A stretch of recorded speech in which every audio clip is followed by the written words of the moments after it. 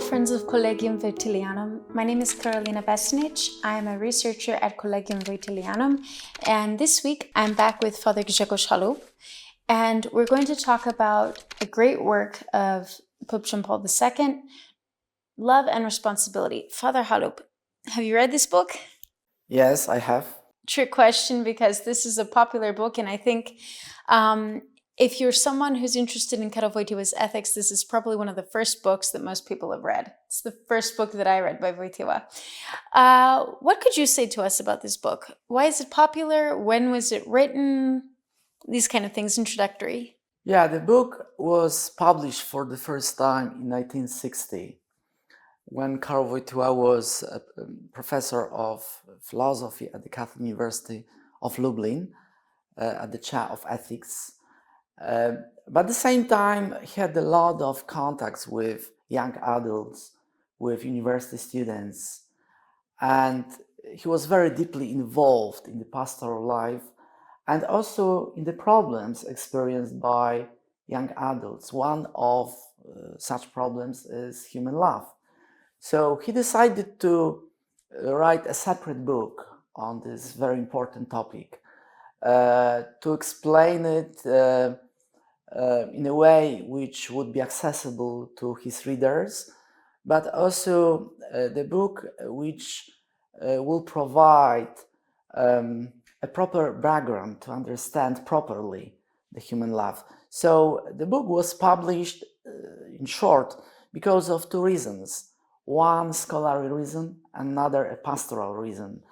That's, I think, is important to take into account whenever we read this book and just deal with ideas expressed in the book. It's an interesting thought about love and responsibility, because this book is so impactful. It's so meaningful for the individual person. Wojtyła didn't just write this book as a reflection on life, as a reflection of his studies. He wrote this book as an answer to problems that people had in his times. And what's so meaningful about this, what's so deep about it, is these are problems that continue to bother the modern person, and the book continues to be relevant in modern times as well. So with that being said, Father, let's get on to two ideas which are very big in love and responsibility: things and persons. Is there a distinction that we can make between them? Yeah, that's actually the very beginning of the book, where Wojtyła tries to introduce the distinction between things and persons. His observation is that actually we as persons are also things, so we also belong to the world of things, but at the same time we are different. We possess something which makes us radically different for things. So it's good to read a couple of passages from the book. So, for example, Wojtyła claims that the great gulf which separates the world of persons from the world of things is something which must be taken into account at the beginning when we deal with these two realms of entities, beings, I would say. And of course, in the course of his book, he tries to explain that better, to shed more light on the difference.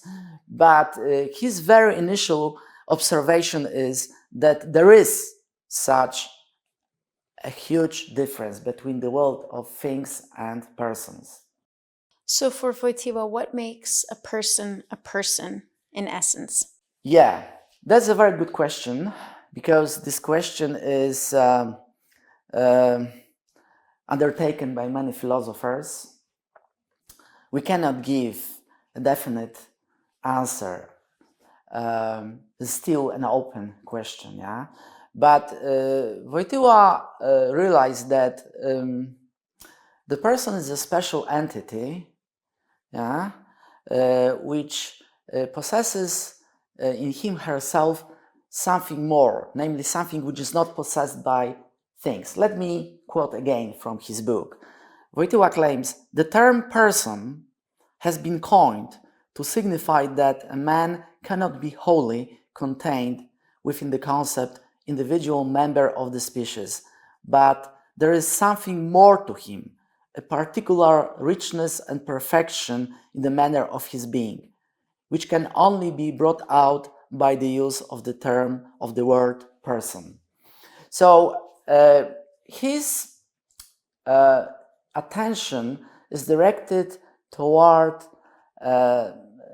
those factors which make a person different and which are associated with the person's interiority.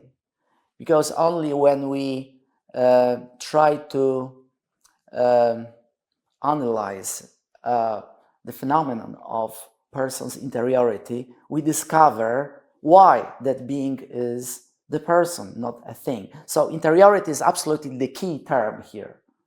Interiority is a key term, but there's something else that I want to hit upon here, because Wojtyła sees the person who is enriched by this interior life that is so unique to them as being part of something bigger. The human person is not alone on this earth. The human person exists within a greater grouping, the human family. Could you talk a little bit about what Wojtyła sees as the human family being? Yeah, so he, as a realist philosopher, is of course aware that we are not individuals living on our own, but we belong to the family of human individuals, to the species of Homo sapiens.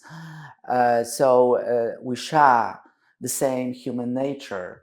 So in a sense, we are very similar to each other, yeah? But at the same time, there's something which differs everyone, something which makes us distinct from each other, yeah?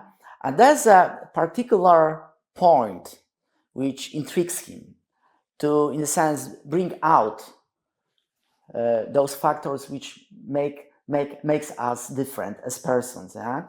So it will be a kind of paradoxical thesis, but for personalism is perfectly natural, namely to claim that as human beings we are similar to each other, but at the same time we differ from each other. And Wojtyła would have seen this in his own life because he was culturally so involved in the arts and different parts of life other than just academia. He wasn't someone that was just writing from the perspective of a professor from the black and white, but he was in a theater group. He saw how necessary it is that everyone has a particular part to play, even if they all aren't the same, which for me, this is just a fascinating idea. So then let's go into the interior life, because you've said, oh, the person has an interior life. This is what makes them unique. But what could we define the interior life as being? Why is it necessary to us? Yeah, it's not easy to define that important sphere which we call interiority, interior life. It's not easy because it's very complex. Yeah? Well, Father, we've started with love and Yeah, responsibility. It's not easy either.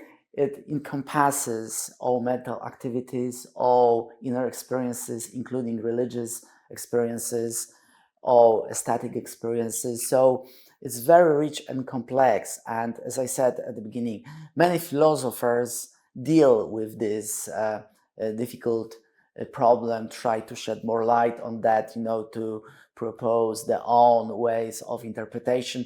Also, Wojtyła is very much involved in that.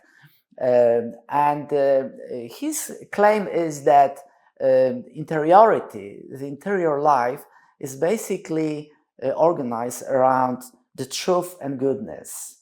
It revolves around the truth and goodness. So he's fully aware that we as human beings, as persons, are very basically oriented to reach the truth and to live, I would say, within the race of truth.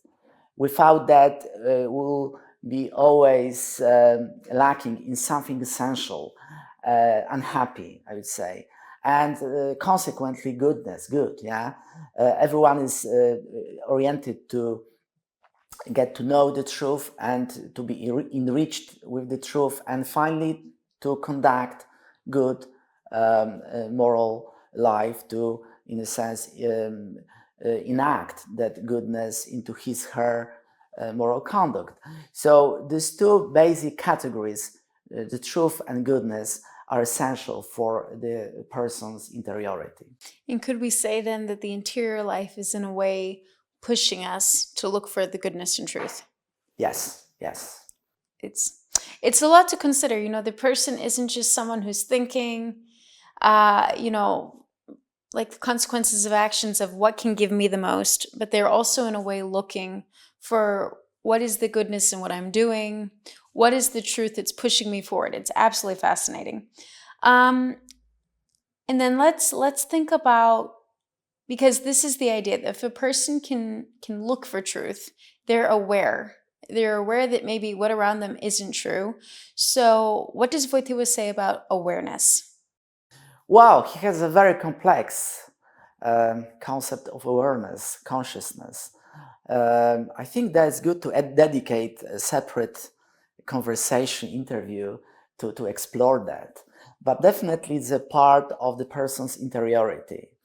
To be aware and to have quite complex interiority, which helps us to be in contact with the external world, but at the same time to enrich our self, our I would say the very core of our person. Yeah. So, but interiority is absolutely a key term here, and I think that Wojtyła was also aware that thanks to the interiority, our participation in the world is completely different comparing to animals and other inanimate objects. Yeah. So let me read this passage, which always intrigues me. When Wojtyła claims, a person is an objective entity which, as a definite subject, has the closest contacts with the whole external world and is most intimately involved with it precisely because of its inwardness, its interior life. Well, this quotation seems to be contradicting with our common sense because initially it seems that, well, I'm in a good contact with the external world thanks to my senses, thanks to my paying total attention to what's going on around, yeah? But Wojtyła claims, okay, but everything starts from your interiority, yeah?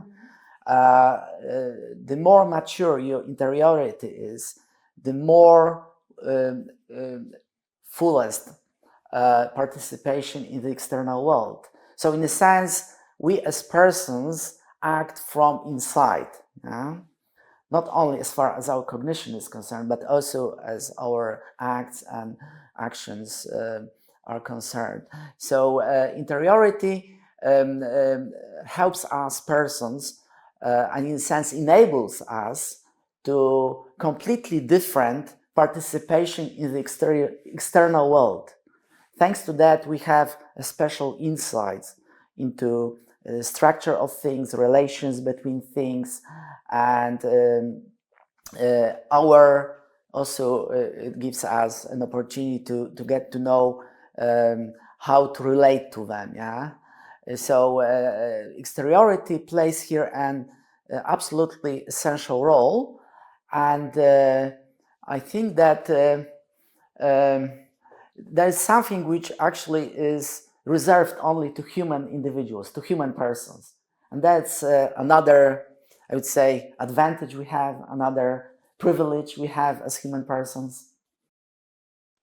All of this comes together to give us really the idea that the human person is complex. This is not a being that we can understand easily in 10 minutes. And I think for that reason, Wojtyła dedicated an entire book on the person and the relationships between people. How many pages is Love and Responsibility, Father, Wow, or your I version? think that's quite thick book, yeah, over 300 pages, yeah. And how many chapters are we looking at? Wow, many of them. So this movie was looking at the first chapter of Love and Responsibility. We covered some of the basic introductory themes that you can notice in the book, but we're going to be discussing it much more in detail. At least 2 more movies are going to be coming out about this. So what we're going to ask you to do is to look in the description below, make sure that you check out what's happening next on Collegium Voitilianum's Facebook page, Twitter, Instagram, and make sure you follow us, because the best way to know what's happening with our discussions here on John Paul II is to follow us, to check back, and keep updated with what Collegium Voitilianum is going to do. Because Love and Responsibility is one of the most interesting books, in my opinion, written by Pope John Paul II. It's a book that's transformative. I read this book and I was never the same afterwards when I looked at friendships or relationships. Father Haub, I have a feeling for you this book was transformative as well. Well, definitely, it did, yes. It's not an easy book. I will say that. Love and Responsibility, you can't read this quickly. You have to sit there and read and think about it probably a few times, but we're going to do our best to take it apart chapter by chapter, section by section, and think about the major themes that one can notice inside of this book. Today we looked at chapter 1. What are we looking at next? Well, next we should give our attention to the concept of personalist ethics, which is also very interesting and very timely. And we're going to be looking at the ethical ideas and concepts. Today, what we wanted to do was just look at concepts such as the person, the interior life, awareness, and in that way, we're hoping to build an understanding for you of what's taking place in Love and Responsibility and the lessons and ideas Wojtyła hopes to share. Thank you very much for tuning in today. Father Haub, thank you so much for joining me. And I look forward to seeing everybody next week here at Collegium Voitilianum. Thank you so much. Thank you, Father. Thank you.